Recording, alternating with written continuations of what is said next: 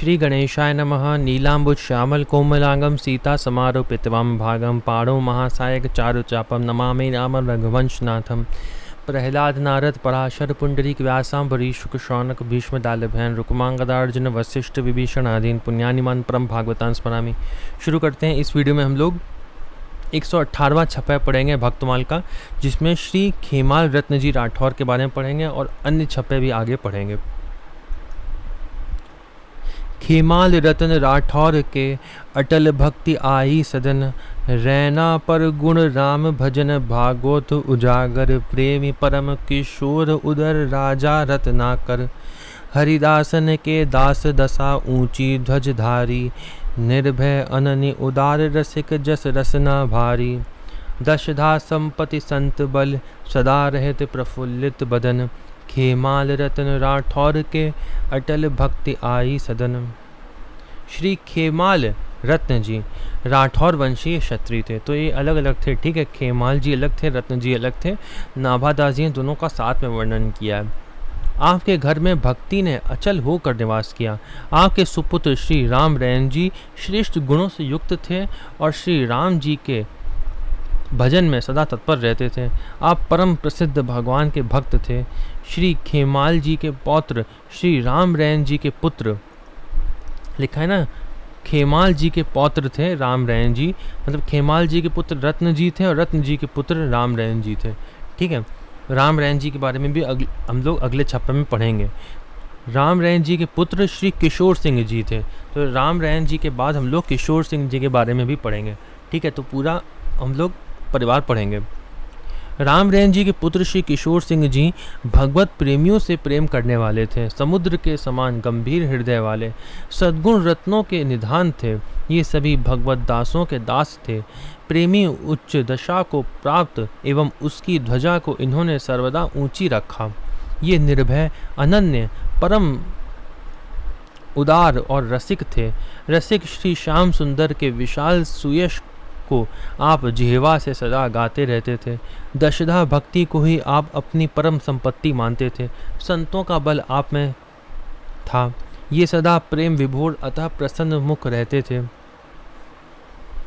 जोधपुर के राजा राव सूजा के पुत्र उदा थे। तो सबसे पहले थे राव सूजा जी, उनके पुत्र थे उदा थे, ठीक है। उदा ने संवत 1539 में जैतारण में सिंधालों को परास्त करके नया राज्य स्थापित किया।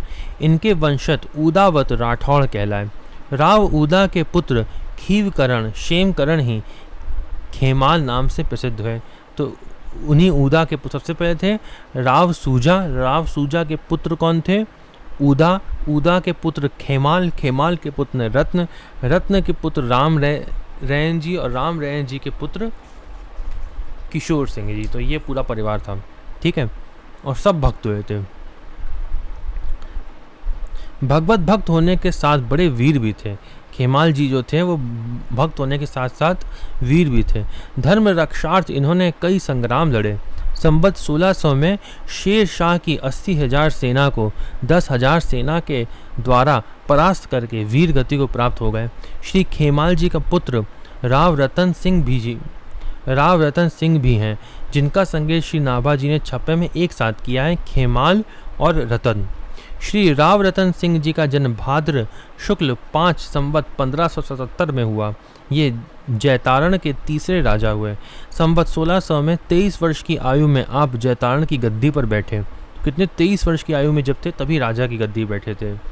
पिता पितामह की तरह भी ये भी महान भक्त एवं वीर थे।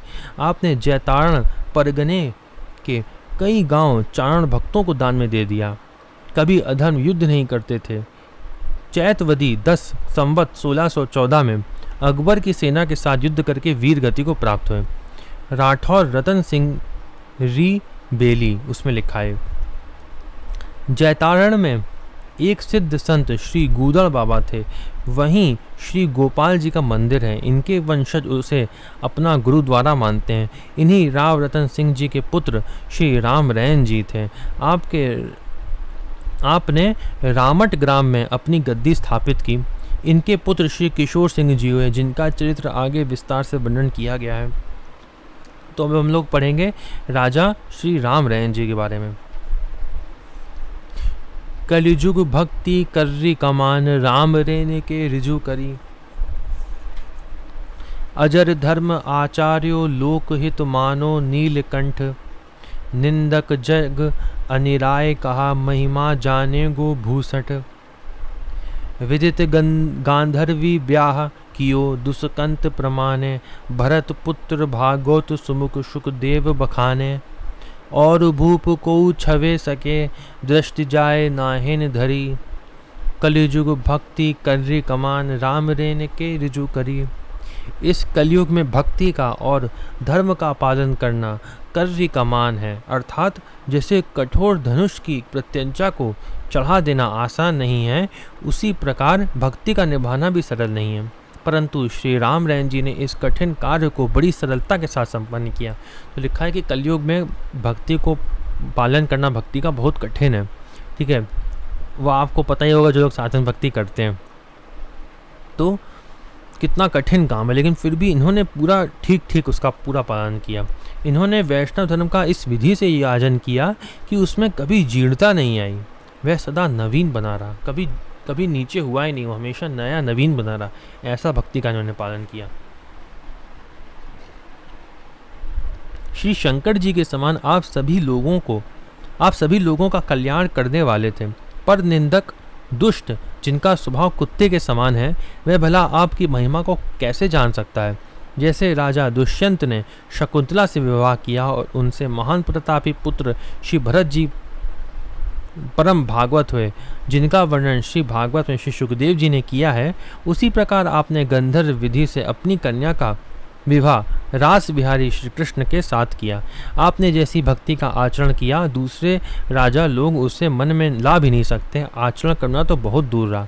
इस ओर दृष्टि करके वह लोग देख भी नहीं सकते। तो इन्होंने अपनी पुत्री का विवाह वैसे कराया था।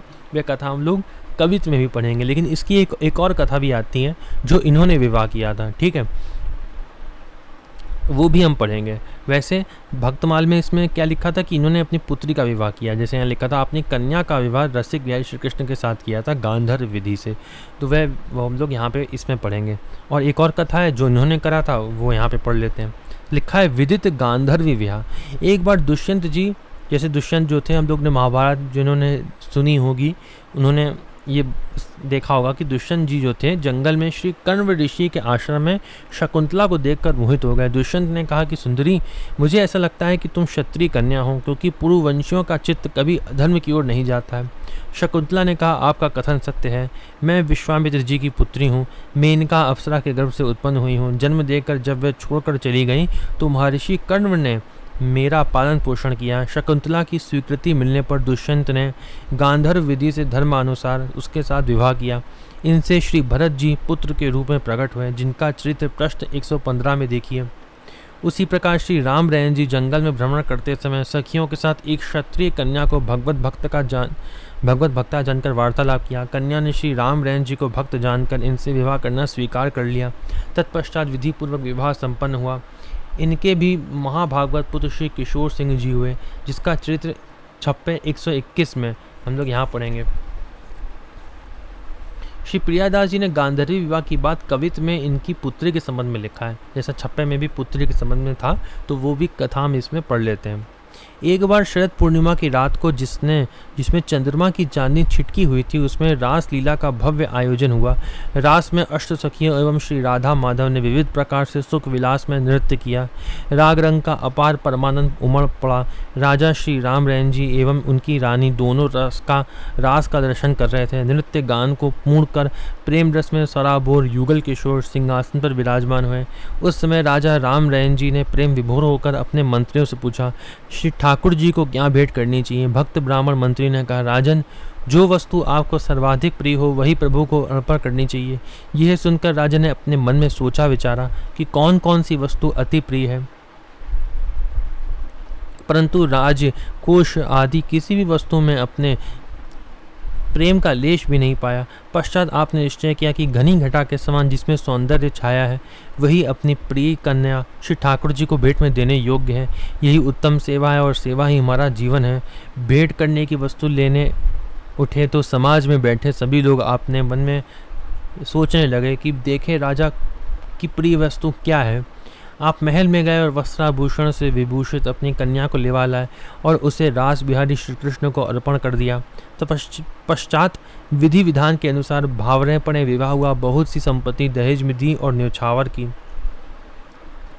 विशेष चरित्र दिया हुआ है आगे कि एक विमुख राजा श्री राम रैन जी की भाव भक्ति से बहुत चिढ़ता था, अतः संतों तथा संत सेवा की निंदा करता रहता था। एक दिन उसने रानी के साथ गलत संबंध कहकर संतों की शिकायत करने लगा।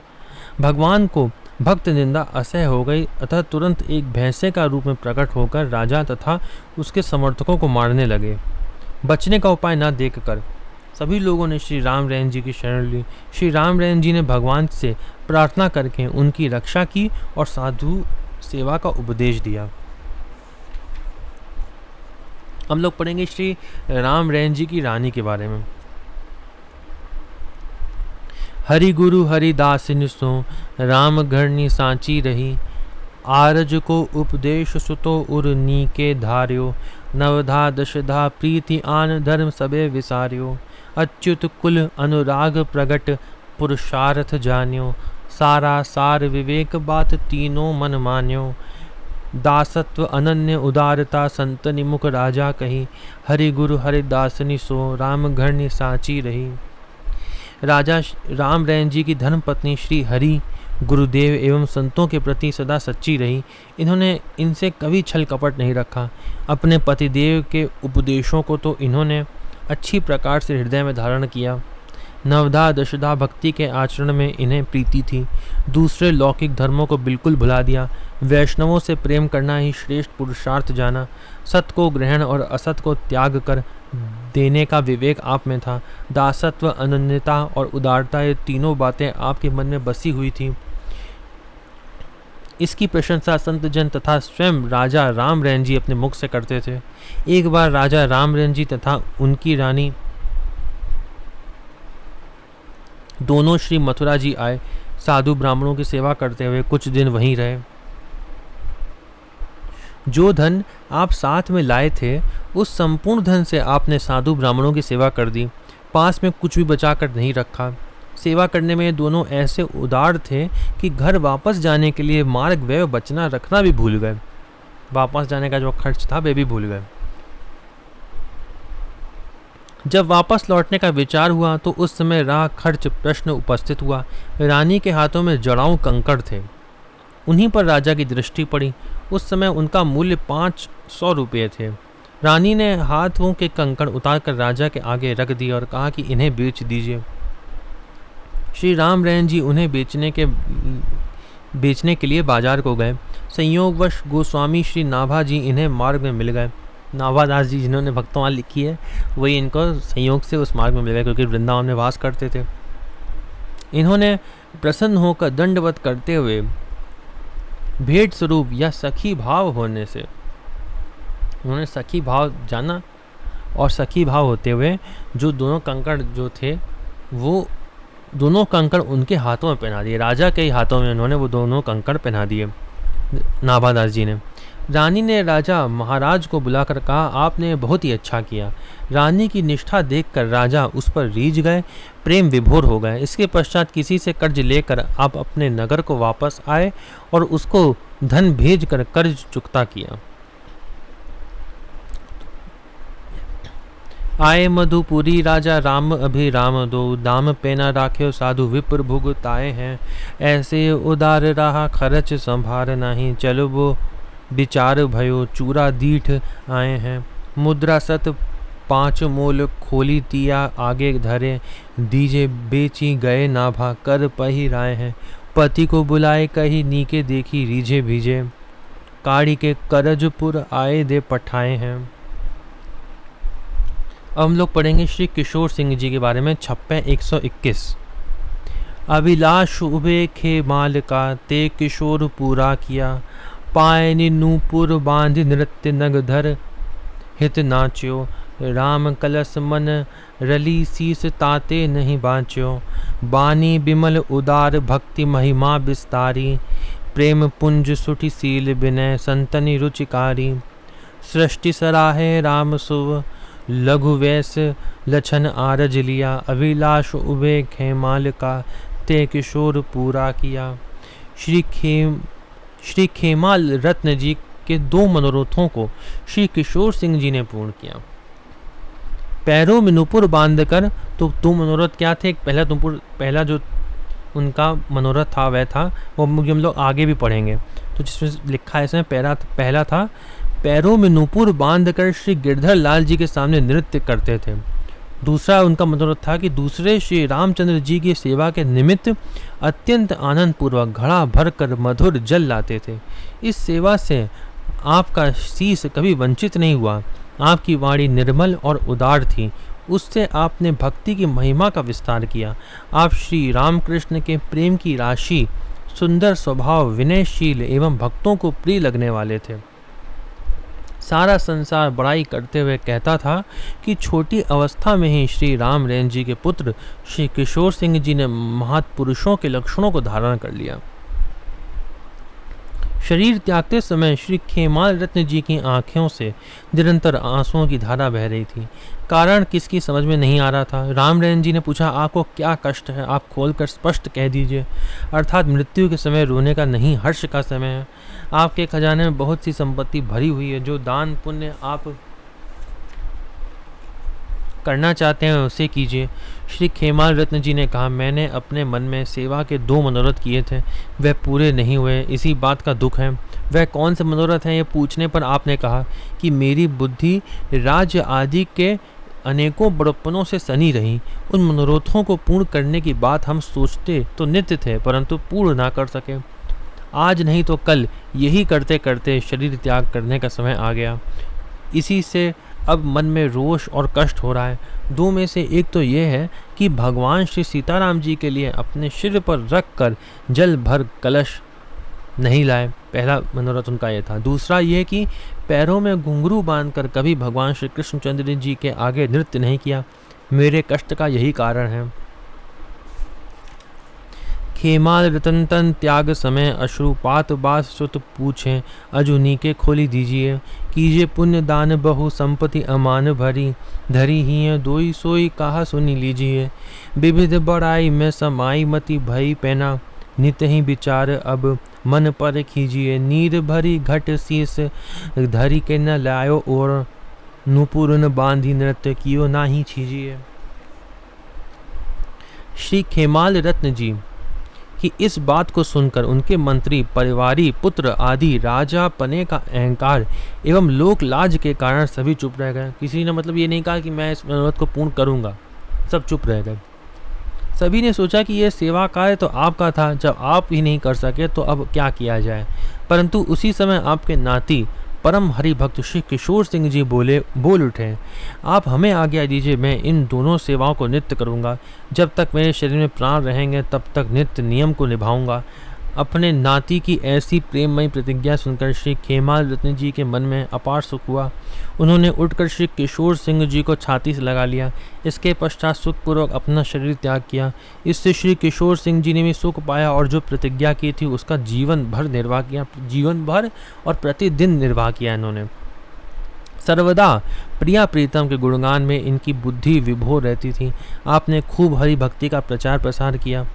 बाल्यकाल से ही आपका हृदय प्रेम रस से परिपूर्ण था। आपकी सेवा निष्ठा को देखकर संत समाज आपका बहुत सम्मान करता था। सभी आप पर प्रसन्न थे।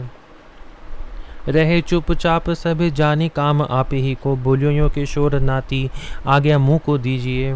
यही नित करो नहीं डरो जो जीवे तन, मन में हो लास उठी छाती लाए जीजिए। बहु सुख पाए पाए वैसे ही निवाहेपन, गाय गुण लाल प्यारी अतिमति भिजिए। भक्ति विस्तार कियो वैसे लघु भीजो हियो, दियो सन्मान संत सभा सब रीजिए। अब हम लोग पढ़ेंगे श्री हरिदास जी के बारे में। छप्पे 122। खेमाल रत्न राठौर के सुफल बेली मीठी फली, हरिदास हरि भक्त मंदिर को कलसो। भजन भाव परिपक्व हृदय भागीरथी जलसो। त्रिधा भांति अति अनन्य राम की रीति निवाही, हरि गुरु हरि बल भांति तिन्हि सेवा दृढ़ साही। पूरन इंदु प्रमुदित उदधीत्यों दास देखी बाड़े रली। खेमाल रत्न राठौर के सुफल बेली मीठी फली। श्री खेमाल रत्न राठौर जी की वंशलता में सुंदर मधुर फल लगे अर्थात वंश में वैष्णव सुपुत्र उत्पन्न हुए। श्री हरिदास भगवान के एवं भगवत भक्तों के भक्त थे। जो हरिदास जी थे वे भगवान के और भगवत भक्तों के भक्त थे। भक्ति एवं भक्त रूपी मंदिर के कलश थे। भजन भाव में आप सुदृढ़ निष्ठा वाले थे तथा आपका हृदय भागीरथी गंगा के समान पवित्र एवं निर्मल था। मन वचन एवं कर्म से आप अनन्य भक्त थे। श्री राम रैन जी की उपासना रीति का ही आपने भी अनुसरण किया। इन्हें भगवत तुल्य अपने श्री गुरुदेव का बल भगवत बल के समान ही था। इन दोनों की सेवा आपने राजोपचारों से की। जैसे शरद ऋतु के पूर्ण चंद्रमा को देखकर समुद्र ऊंची लहरें लेकर बढ़ने लगता है, उसी प्रकार भगवत भक्तों को देखकर श्री हरिदास जी के हृदय में आनंद समुद्र उमड़ने लगता था। विशेष चरित्र में लिखा है, आप बड़े संत सेवी थे। एक बार श्री हरिदास जी की अनुपस्थिति में संतों की जमात घर में आई। एक बार क्या हुआ, ये कहीं गए हुए थे और संत इनके घर में आए। खूब स्वागत सत्कार हुआ और सभी संत विदा होकर चले गए। किसी ने जो उनके घर में होंगे उन्होंने खूब स्वागत सत्कार किया और सभी संत जो आए थे वे चले गए। घर आने पर जब इन्हें संतों का दर्शन नहीं हुआ तो बहुत दुखी हुए और संतों के दर्शन के लिए चल पड़े। तो जब ये वापस जब घर आए तो इनको संतों के दर्शन नहीं हुए और संतों के दर्शन करने के लिए वापस घर से निकल गए। इनकी निष्ठा को देखकर स्वयं भगवान संत के वेश में आ गए और बोले, आप कहाँ जा रहे हैं? इन्होंने कहा कि मैं संतों को ढूंढने के लिए जा रहा हूँ। संत वेशधारी भगवान ने कहा, मेरा दर्शन कर लो तो सभी संतों का दर्शन हो जाएगा। श्री हरिदास जी ने कहा कि क्या आप सभी संतों के बराबर भागवत गुणानुवाद गा सकते हैं और प्रसाद पा सकते हैं? संत ने कहा हाँ, और ऐसा कीर्तन किया कि मानो हजारों संत कीर्तन कर रहे हो। भगवान ने ऐसा कीर्तन किया कि मानो हजारों संत कीर्तन कर रहे हो।